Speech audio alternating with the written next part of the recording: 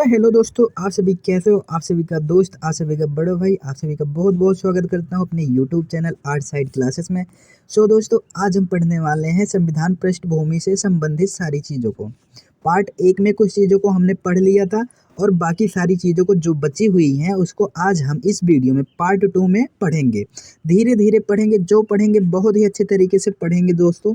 जो पढ़ेंगे वो समझ में 100% आप सभी को आएगा। बस आप सभी को क्या करना है, ध्यान से देखो, ध्यान से समझो। बाकी मैं बहुत ही अच्छे तरीके से समझाऊंगा दोस्तों। देखिए, प्रैक्टिस करने वालों की कभी हार नहीं होती है। एक बार समझ में नहीं आएगा, 2 बार नहीं आएगा, लेकिन बार बार जब आप प्रैक्टिस करते रहोगे ना तो चीज़ें बहुत ही अच्छे तरीके से समझ में आएगी दोस्तों। तो हम इसी जुनून के साथ, इसी जज्बे के साथ हम लोग स्टार्ट करते हैं अपना अगला टॉपिक। कोई जल्दीबाजी नहीं है, हम सभी को धीरे धीरे पढ़ेंगे। जो भी पढ़ेंगे, जितना भी पढ़ेंगे, बहुत ही अच्छे तरीके से पढ़ेंगे दोस्तों। तो ये रहा हमारा अगला टॉपिक, जिसका नाम है संविधान सभा की कार्यप्रणाली, जिसमें से हम सभी ने संविधान सभा के बारे में बहुत ही अच्छे तरीके से पढ़ लिया है और संविधान सभा बनी कैसी, इन सारी चीज़ों को हमने पार्ट 1 में बहुत ही अच्छे तरीके से पढ़ लिया है। अब बारी आती है संविधान सभा की कार्यप्रणाली, यानी कि संविधान सभा का जो कार्य है वो किस प्रकार से किया जाता है, किस प्रोसेस से किया जाता है, किस ढंग से किया जाता है। बहुत ही अच्छे तरीके से पढ़ेंगे दोस्तों। तो हम लोग स्टार्ट करते हैं। टेंशन नहीं लेना है, बहुत ही अच्छे तरीके से पढ़ाऊंगा दोस्तों। तो स्टार्ट करते हैं। संविधान सभा की कार्यप्रणाली, ये हमारा छोटा मोटा टॉपिक हो गया। इसमें हमारा जो पहला पॉइंट है वो क्या कहता है, आइए जानते हैं। तो हमारा पहला पॉइंट यह कहता है दोस्तों, संविधान सभा की पहली बैठक 9 दिसंबर 1946 में हुई थी। ठीक है दोस्तों, जिसमें अस्थायी अध्यक्ष जो थे डॉक्टर सच्चिदानंद सिन्हा थे। इस बैठक में 211 सदस्य उपस्थित थे। यहाँ तक समझ में आ गया होगा ना दोस्तों। एक बार मैं आप सभी को फिर से समझाता हूँ, जिससे आप सभी को बहुत ही अच्छे तरीके से समझ में आ जाए। संविधान सभा की जो बैठक है ना दोस्तों, संविधान सभा की जो बैठक है वो 9 दिसंबर 1946 को हुई है। ठीक है दोस्तों। और अस्थायी अध्यक्ष का जिसने काम किया है, जो अस्थायी अध्यक्ष का काम जिसने किया है, उनका नाम है डॉक्टर सच्चिदानंद सिन्हा। और इस बैठक में जो है, जो पहली बैठक हुई थी उसमें कितने सदस्य उपस्थित थे, 211 सदस्य। ठीक है दोस्तों। और ज़्यादा डीपली आप सभी को बताना चाहूँ तो ना दोस्तों, तो देखो, 9 दिसंबर को हमारी पहली बैठक हुई और दूसरी बैठक कब हुई, 11 दिसंबर को। तीसरी बैठक कब हुई दोस्तों, तो 13 दिसंबर को। और बाकी सारी बैठकों को आपको समझना है, आप ऐसे ही एक एक करके समझ लेना।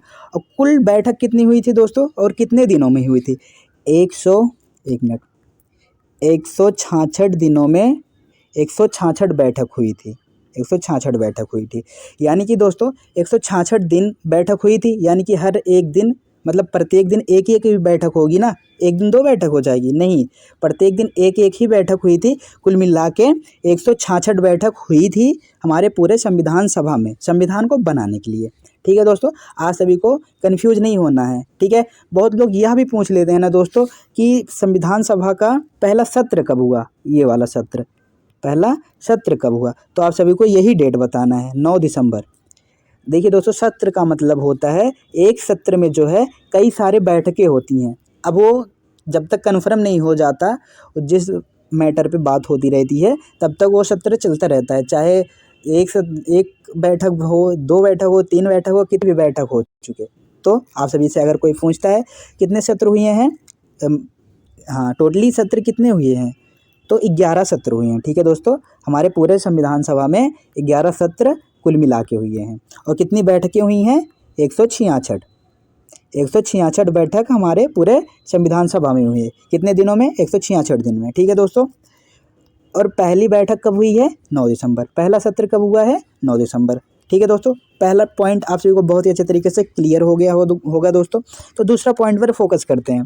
डॉक्टर राजेंद्र प्रसाद को संविधान सभा का स्थायी अध्यक्ष बनाया गया। बहुत ही अच्छी बात है दोस्तों। यहाँ पे अस्थायी अध्यक्ष का काम डॉक्टर सच्चिदानंद सिन्हा किए और बाद में डॉक्टर राजेंद्र प्रसाद को संविधान सभा का स्थायी अध्यक्ष बनाया गया। यानी कि अब यही अध्यक्ष बने रहेंगे जब तक हमारा संविधान बन नहीं जाएगा। कौन, डॉक्टर राजेंद्र प्रसाद जी। ठीक है दोस्तों। तो हाँ, ठीक है, अगर मान लीजिए डॉक्टर राजेंद्र प्रसाद जो हैं वो अब्सेंट हो जाते हैं, यानी कि अनुपस्थित हो जाते हैं, तो उनके लिए 2 उप अध्यक्ष बनाए गए थे। कौन कौन से, तीसरे पॉइंट में लिखा हूँ मैं, एस.सी. मुखर्जी और बी.टी. कृष्णामाचारी, दोनों ही संविधान सभा के उप अध्यक्ष बनाए गए थे। यानी कि अगर ये जो हैं राजेंद्र प्रसाद अनुपस्थित हैं, तो ये दोनों में से कोई भी संविधान सभा में अध्यक्ष बनने का काम कर सकते हैं, यानी कि उपाध्यक्ष। अध्यक्ष के ना होने पर उपाध्यक्ष का काम होता है उनकी जगह पर बैठने का। यहाँ तक समझ में आ गया ना दोस्तों? एक बार आप सभी को फिर से बता देता हूँ। पहली बैठक 9 दिसंबर। पहली बैठक के दिन कितने सदस्य उपस्थित थे? 211। अस्थायी अध्यक्ष किसको बनाया गया था? डॉक्टर सत्यानंद सिन्हा को। ठीक है। और स्थायी अध्यक्ष किसको बनाया था? किसको बनाया गया था?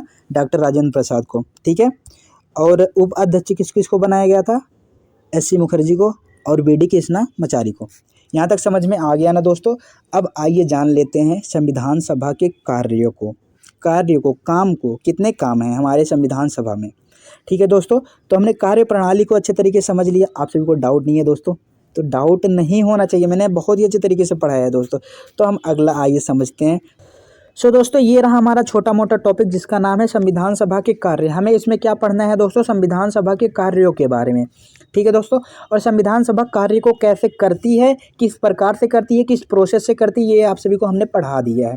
अब बारी आती है संविधान सभा के कार्यों को समझने की।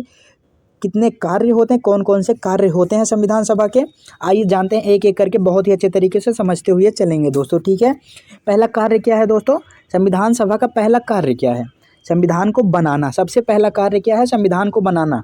ठीक है दोस्तों, यानी कि संविधान निर्माण करना। हमारे संविधान सभा का पहला कार्य है संविधान को बनाना, यानी कि संविधान निर्माण करना। आप सभी को बहुत ही अच्छे तरीके से समझ में आ ही गया होगा, इतने अच्छे तरीके से मैंने बताया। दूसरा कार्य क्या है दोस्तों? साधारण कानून बनाना। साधारण कानून बनाना। और संविधान सभा कब तक साधारण कानून बनाएगी? जब तक संसद ना बन जाए। जब तक संसद ना बन जाए। ठीक है दोस्तों, ये नहीं है, ना वाला नहीं है। ठीक है दोस्तों, नई। जब तक नई संसद ना बन जाए तब तक कानून बनाएगी कौन?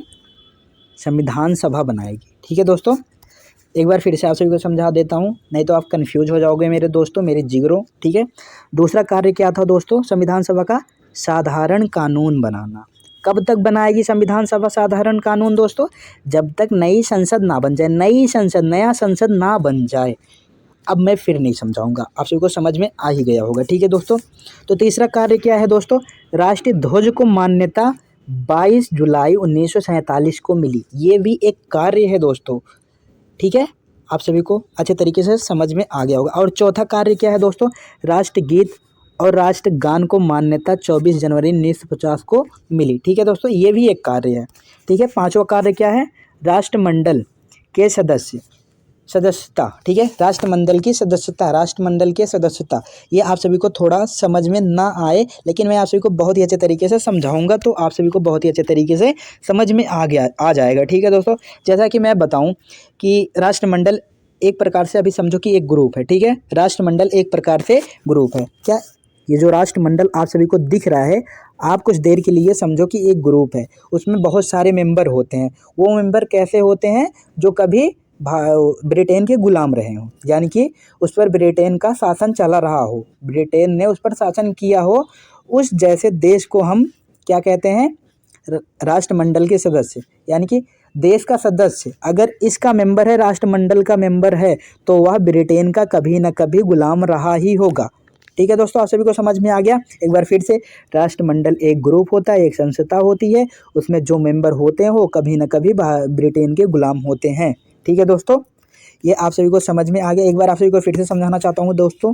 तो पहला कार्य क्या था? संविधान को बनाना। दूसरा कार्य क्या था? साधारण कानून बनाना, जब तक नई संसद ना बन जाए तब तक। ठीक है। राष्ट्र ध्वज की मान्यता कब मिली? 1947, 22 जुलाई 1947 को मिली। ये भी एक कार्य है। मान्यता देना कोई कार्य नहीं है क्या? ये भी कार्य संविधान सभा ने ही किया है। ठीक है दोस्तों, तो और हमारा चौथा कार्य क्या है? राष्ट्रगीत और राष्ट्रगान को मान्यता 24 जनवरी 1950 को मिली। ये भी एक कार्य ही है। ये मान्यता देने का कार्य नहीं है क्या? ये भी एक कार्य ही है, संविधान सभा ने ही किया है। और राष्ट्रमंडल की सदस्यता, इस पर हम बातें बाद में करेंगे। अभी के लिए इतना ही समझो कि हमारा भारत जो है वो राष्ट्रमंडल का सदस्य है। ठीक है दोस्तों, तो इन सारी चीज़ों को हमने समझ लिया, और कुछ चीज़ें बच रही हैं जो कि हम आगे पढ़ने चल रहे हैं। ठीक है दोस्तों, तो ये थोड़ा इंपॉर्टेंट है, बाकी सब इंपॉर्टेंट है दोस्तों, ये मैं नहीं कह रहा हूँ, लेकिन ये कुछ ज़्यादा इंपॉर्टेंट है। ठीक है, तो आप सभी को समझा देता हूँ एक एक करके। कुल मिलाकर संविधान सभा में 11 सत्र हुए थे। हमने पहले ही बताया था ना दोस्तों, 11 सत्र हुए थे। ठीक है, कितने दिन लगे थे? 166 दिन लगे थे। कितने बैठक हुई थी? 166 बैठक हुई थी। पहली बैठक कब हुई थी? 9 दिसंबर को। दूसरी बैठक कब हुई थी? 11 दिसंबर को। तीसरी बैठक कब हुई थी? 13 दिसंबर को। ये सभी आप सभी को मैंने पहले ही समझा दिया है। तो दूसरा पॉइंट क्या कहता है दोस्तों? संविधान बनाने में 2 साल 11 महीने 18 दिन लगे थे। संविधान जो हमारा बना कितने दिनों में बना? 2 साल 11 महीने 18 दिन में बना। ठीक है दोस्तों। और तीसरा पॉइंट क्या कहता है दोस्तों? संविधान बनाने में जो कुल खर्चा आया था वह 64 लाख था। जो संविधान बना, हमारा जो भारतीय संविधान बना है, उसमें कितना खर्चा आया था? 64 लाख आया था। ठीक है दोस्तों। और हमारा अगला पॉइंट क्या है दोस्तों? 24 जनवरी 1950 को संविधान सभा की आखिरी बैठक हुई थी। 24 जनवरी, ये डेट आप सभी को याद रखना है। 24 जनवरी 1950 को हमारी आखिरी बैठक हुई थी, यानी कि अंतिम बैठक हुई थी। 2 दिन बाद संविधान लागू हो जाएगा। ठीक है दोस्तों। हमारा 5वां पॉइंट क्या कहता है? अगला पॉइंट, यानी कि संविधान सभा ने तब तक अस्थायी संसद का कार्य किया था जब तक संसद के चुनाव नहीं हो गए थे। ये आप सभी को मैंने बताया था ना, साधारण कानून कब तक बनाएगी? जब तक संसद के चुनाव नहीं हो जाते। यही बात इसमें भी बताई गई है। एक बार आप सभी को फिर से समझा दूं। संविधान सभा, देखिए दोस्तों, संविधान जो संविधान सभा है वो अस्थायी संसद, यानी कि संसद का काम कब तक की थी? जब तक नई संसद का चुनाव नहीं हो गया था। ठीक है दोस्तों। आप समझ में आ गया होगा, मैं श्योरली कह सकता हूँ आप सभी को बहुत ही अच्छे तरीके से समझ में आ गया होगा। एक बार आप सभी को फिर से समझा दूँ। ठीक है। कुल मिलाकर संविधान सभा में 11 सत्र हुए थे। संविधान सभा को बनने में कितने टाइम लगे थे? 2 साल 11 महीने 18 दिन। और संविधान सभा में कुल खर्चा कितना आया था? 64 लाख आया था।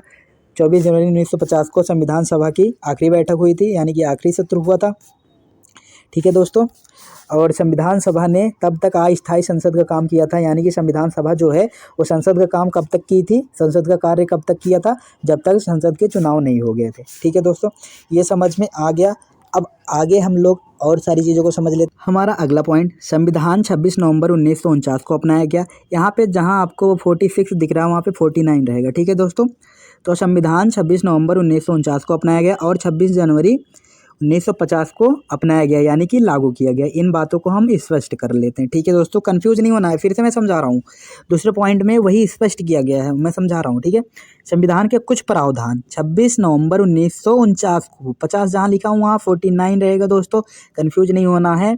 संविधान के कुछ प्रावधान की बात हो रही है। 26 नवंबर 1949 को लागू हुए थे। ठीक है दोस्तों। और जो बचे हुए भाग थे, बचे हुए चीज़ें थी, बचे हुए प्रावधान जो थे वो 26 जनवरी 1950 को लागू हुए। यहाँ तक कन्फर्म हो गया दोस्तों। ठीक है, एक बार फिर से समझा दूँ। संविधान के कुछ प्रावधान दोस्तों 26 नवंबर 1949 को लागू हो गए थे। ठीक है। और जो कुछ बचे हुए संविधान के कुछ शेष कुछ बचे हुए होंगे ना, कुछ बचे हुए जो भाग थे, बचे हुए प्रावधान जो थे, बचे हुए चीज़ें जो थी वो 26 नवंबर 1950 को लागू कर दिया गया। आप सभी को टेंशन नहीं लेना है। अगर आपसे कोई सवाल जवाब करता है तो आप सभी को बताना है अपनाया कब गया? 26 नवंबर 1949 को। अगर आपसे कोई पूछता है लागू कब हुआ, तो 26 जनवरी 1950 को। यहाँ पे आप सभी को डाउट हो रहा है ना, तो यहाँ पे ऐसे ब्रैकेट करके लागू लिख देना है। अपनाया की जगह जहाँ अपनाया गया मैं लिखा हूँ वहाँ पे लागू लिख देना, ब्रैकेट करके। समझ जाएगा जो कॉपी आपकी चेक करेगा या फिर आपसे कोई पूछेगा तो आप सभी को उसको डिटेली में समझा देना। एक बार फिर से समझा दूँ। संविधान जो है वो अपनाया कब गया? 26 नवंबर 1949 को। और लागू कब हुआ? 26 जनवरी 1950 को। और मैंने आप सभी को बहुत ही अच्छे तरीके से सारी चीज़ों को समझा दिया। अब कुछ महत्वपूर्ण समितियों के बारे में समझ लेते हैं कि संविधान सभा में जो समितियां हुई, जो सत्र हुए हैं, उसमें कुछ महत्वपूर्ण समितियों को जान लेते हैं। ठीक है दोस्तों, टेंशन नहीं लेना है, सारी चीज़ों को बहुत ही अच्छे तरीके से समझा दूंगा। ये आप सभी को टॉपिक के माध्यम से मैं समझा दिया हूँ संविधान सभा की महत्वपूर्ण समितियों के बारे में। ठीक है। तो ये रही हमारी समितियाँ, ये रहे हमारे अध्यक्ष। आप सभी को मिला लेना है, आप सभी को वैसे भी दिख रहा है, आप सभी को बताने की ज़रूरत भी नहीं है। ठीक है। पहला, संघ शक्ति समिति, कौन थे अध्यक्ष? पंडित जवाहरलाल नेहरू। ठीक है। संघ संविधान समिति, पंडित जवाहरलाल नेहरू। ठीक है। प्रांतीय संविधान समिति, सरदार वल्लभ भाई पटेल। ड्राफ्टिंग समिति, ठीक है, डॉक्टर बाबा साहेब अम्बेडकर। ठीक है दोस्तों, ये नाम आपको भूलना नहीं है कभी मरते दम। ठीक है। पांचवा मौलिक अधिकार पर सलाहकारी समिति, सरदार वल्लभ भाई पटेल। ठीक है, समझ में आ रहा है ना दोस्तों। 60वां समिति क्या थी? नियम प्रक्रिया समिति, डॉक्टर राजेंद्र प्रसाद। अब महत्वपूर्ण समितियों को मैंने बता दिया, बहुत सारी चीज़ों को हमने बताया जो कि बहुत ही अच्छे तरीके से समझा दिया है दोस्तों। जो बताया वो संविधान पृष्ठभूमि का ही पार्ट था, संविधान पृष्ठभूमि से ही संबंधित था, सारी चीज़ों को हमने बता दिया है। तो आप सभी को डाउट में नहीं रहना है। मैं एक ही बात आप सभी को कहना चाहूँगा, जो पढ़ाया हूँ बहुत ही अच्छे तरीके से पढ़ो, लगन से पढ़ो, मन से पढ़ो, तन मन धन जो भी होता है एकदम दिमाग लगा के पढ़ो। और मैं बताता हूँ ना, प्रैक्टिस यानी कि कोशिश करने वालों की कभी नहीं हार होती, कभी भी नहीं होती है यार, कभी भी हार नहीं होती। तो आपको practice to practice, practice to practice, practice to practice is equal to success. जब आप कोशिश पे कोशिश करते रहोगे, कोशिश पे कोशिश करते रहोगे तो आपको सफलता ज़रूर मिलेगी। ठीक है दोस्तों। और मम्मी पापा का कहना मानो, जो कह रहे हैं वो करो, उनसे बड़े मत बनो। मैं हर एक वीडियो में मम्मी पापा का सजेशन क्यों देता हूँ? क्योंकि वही हैं हमारे लाइफ में जो कुछ हैं, उनके अलावा हमारा कोई भी नहीं है। नात, रिश्तेदार, गर्लफ्रेंड, जीएफ कोई भी नहीं होता है मम्मी पापा के अलावा। तो दोस्तों मम्मी पापा जो कहते हैं वही करो। पढ़ने के लिए पैसे दे रहे हैं तो पढ़ो, अनर्गल मत खर्चा करो। ठीक है दोस्तों। तो आप सभी को और कुछ नहीं कहना चाहता हूँ। वीडियो को अगर मन करे तो लाइक कर दो, या फिर कमेंट कर दो, या फिर सब्सक्राइब कर दो, मुझे कोई फ़र्क नहीं है। लेकिन आप जो पढ़ो ना, एकदम मन तन ढंग से पढ़ो, मन लगा के पढ़ो, ध्यान से पढ़ो। और मैं आज जाते वक्त आप सभी को एक मोटिवेशन देना चाहता हूँ जो कि खान सर का है। तो दोस्तों लव यू ऑल। ऐसे ही मैं आप सभी को आगे पढ़ाऊँगा संविधान में संशोधन, संविधान का संशोधन बहुत ही अच्छे तरीके से पढ़ाऊँगा दोस्तों। तब तक के लिए बाय। अगली वीडियो जल्द ही आएगी आप सभी के लिए।